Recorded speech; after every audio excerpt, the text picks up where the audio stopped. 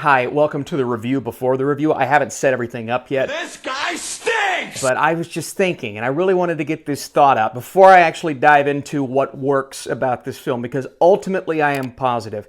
I'm trying to rationalize this thought in my brain. Work with me here. If this movie is so good, if it works so well, why not just go watch the original? And I completely understand that. If you have that thought about these remakes, I get it, because I've had that thought for quite some time. And it's a difficult fence to walk. Do you lean all in on the idea of a remake and just remake it one for one? Or do you try to change things? We've seen both examples, and we've seen failures, big time, obvious failures in both examples. But this film is basically a one for one. Now, there are notable differences that I'll talk about in the review, but to be honest with you, those differences are enhancements, positives, things that I really enjoyed about making this world just a bit more grand, making you care just a bit more about these characters. That being said, and I guess I'll spoil it before the review, I still much prefer the original because of how beautiful and stunning that first time watch was, and how that was the idea put on display. Now, you can't get around the fact that the studios obviously like making these remakes because they make, say it with me kids, money. And this movie is going to make money because it was quality, and I think that's the difference here. How to Train Your Dragon, the live action remake, has heart. And I think that has a lot to do with the creator returning and instilling that heart into this production, into these characters, into these versions of the characters.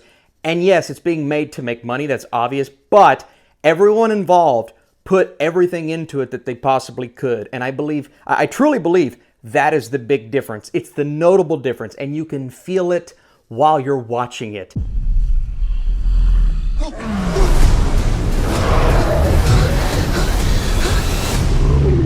We've already gotten started here. Let's talk about the rating really quick. PG, same as the original, although I will say this, the translation to live action, if you have a younger kid, 5, 6, 7, and they are afraid of reptilian creatures, dragons, if you will, they look a lot scarier in this version compared to the animated. In the animated version, they were cute up until that final dragon. In this version, the ones that were cute in the original, a little more scary looking. And then the big one at the end, yeah, it's phenomenally done, but very scary. Again, I want to preface with this. I love the original How to Train Your Dragon. It's a 10 out of 10. Everything was done so well, so perfectly across the board. Character development, the core relationship, the father-son relationship, and you can kind of carry that over with Gerard Butler returning here. And my fear with him was, oh no, he's just going to do a shtick. He's just going to do the thing that he did in the original. And he does. It's the same voice, obviously. But man, when he had to showcase live action emotion, you are staring him in the eyes, he delivers in spades in this film. This dude was giving it his all in this How to Train Your Dragon remake. And honestly, I can say that about a lot of the cast. Now, you may take issue with how different certain characters sound. Mason Thames is not going full Jay Baruchel here. He's not saying, "Hiccup, I gotta have my dragon." Is that even good? "You useless reptile." Now, there were a couple of lines where I'm like, I do like the Jay Baruchel delivery better than this. But for the most part, I think Nathan Thames does a great job of not doing an impersonation, making it his own with his own voice, but leaning into what made the character great. And I think he's a big part of why this film works. I think those main performances, the father-son dynamic, is spectacular. Obviously, you're in it for Hiccup and Toothless, and that is translated beautifully. But oh my God, man, if you're a fan of family-centric films, not just family films, and you love those types of dynamics and relationships, oh my God. And just because of that, I'm super excited for the next one, because how are they going to handle that element of the story? Nick Frost as Gobber, just a little different, but I thoroughly enjoyed his take on the character. He's got a busy schedule ahead, so I hope they don't replace him. And then you've got some semi-recognizable faces. Julian Dennison floating in the background. You got a couple of those characters that are far different than their animated voices again. But I think for the most part, it captures the spirit of that specific side character. And even with some of them, adds a story or two, a backstory or two, that gives you more of a connection to them. Whereas in the original How to Train Your Dragon, they are excellent, and I love the voice cast. While that's not as memorable, there are some elements to their characters here that are expanded upon. Again, this film, while being a 1-to-1 remake, it's like 25-ish minutes longer, and so you're going to add some of those elements. Some of those subplot backstories are added. Surprises that are very few and far in between, so I want to save that for you. But there are some notable differences for those who have a keen eye, or like me, I watched the original the night before I watched this new one. Astrid is a little different as well. Now, I didn't hate the performance. I still think the OG Astrid was a little more animated, obviously, right? But I'm talking movement-wise, animated, whereas this version of Hiccup, he had all of the movements intact. But, again, they kind of expanded on her character, which I do appreciate. Dean DeBlois came out and said, hey, they tasked me with making this movie. Dreamworks said, bring us How to Train Your Dragon, but in live action. And that's exactly what he did. And the fact that they went to the original creator and tasked him with that, as opposed to some random Joe Schmo who's coming and going, why would we have 7 dwarfs in a Snow White movie?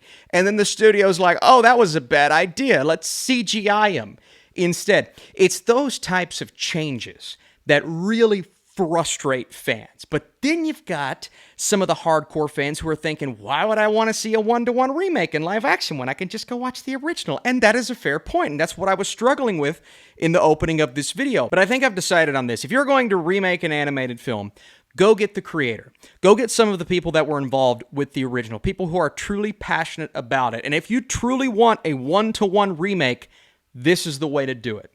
The live-action How to Train Your Dragon is the best example I've ever seen, because it's not just soulless filmmaking. We've seen 1-to-1 remakes. The Lion King is a great example. Now, that added some elements, a couple of songs here and there, but it stripped away a lot of the emotion. And it was also mostly CGI, and so it was almost an animated remake of an animated remake. As a big action summer blockbuster, if I had never seen the original How to Train Your Dragon, then I would have watched this and thought, this is one of the most entertaining times I've had in the theater in quite some time. And I still kind of feel that way, with that lingering feeling of, oh, I have seen this before in the back of my mind, but at least I'm watching something made with a little bit of passion, with a little bit of heart. So yeah, is the idea of it corporate and soulless? For sure. Was it made to make money? Absolutely. But once the chips are on the table and everyone's going, yeah, no, we're all in. We could do this just to do it, or we could do it right. And they said, let's do it right. And they did it right. And I have to admire that. And initially, I was super high coming off of this, and then I'm like, well, you know, if I appreciate and love the original, why don't I just go back and watch the original? And I probably will. But I think of this as one of those live-action versions that I could see any kid preferring the live-action over the animated, because it brings it to life just a little more. Toothless is amazing. Obviously, they gave him that dragon texture, and he looks realistic, but it's the exact same design as the animated film.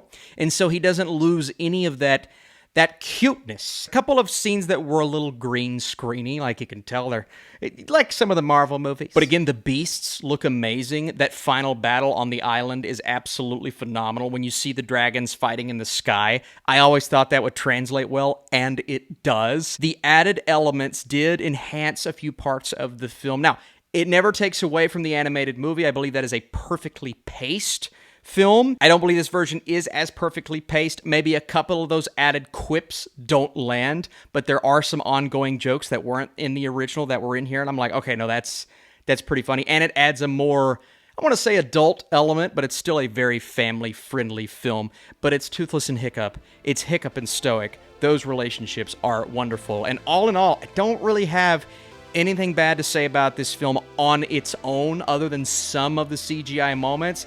But again, there's the idea of it copying and pasting a lot of that story. So I want to know, what category do you fall in? I understand all sides of this. I really do. I've been on your side before if you're just like, I don't want to go see the same old movie. I get it. Also, if you want to share this review or drop that like, that would be awesome. Expanded character subplots breathe fresh life into familiar faces, and the amped-up action sequences roar with intensity. Whether it warrants existing or not is a separate question. What's evident is that this remake actually puts the heart and soul of the original on display.